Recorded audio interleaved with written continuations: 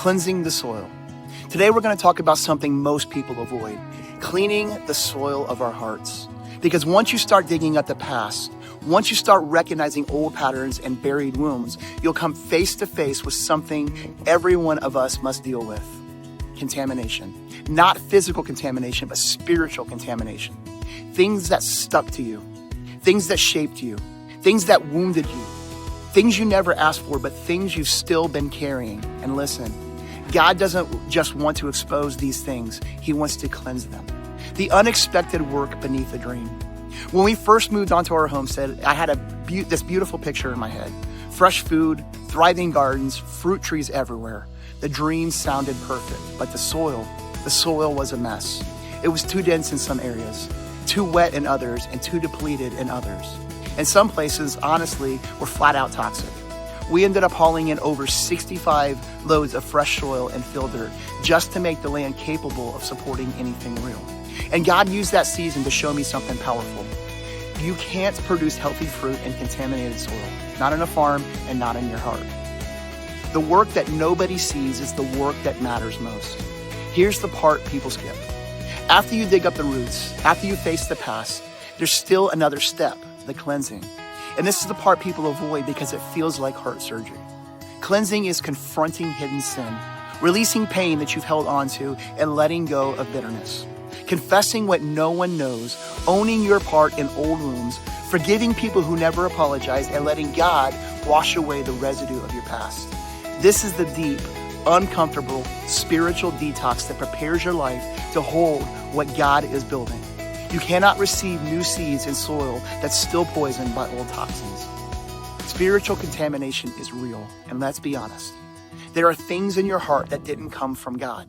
Things you learned from broken parents. Habits you picked up from survival.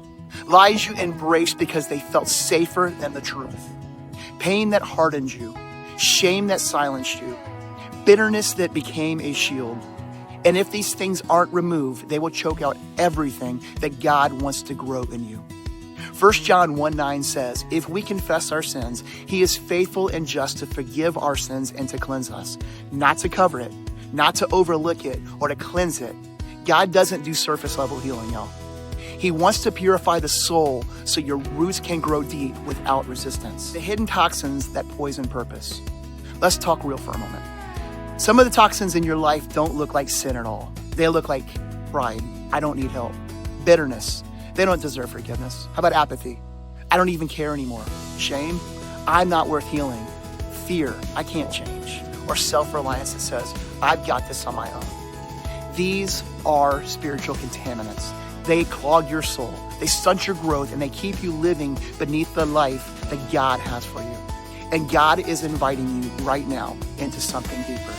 Surrender, honesty, repentance, healing, and cleansing.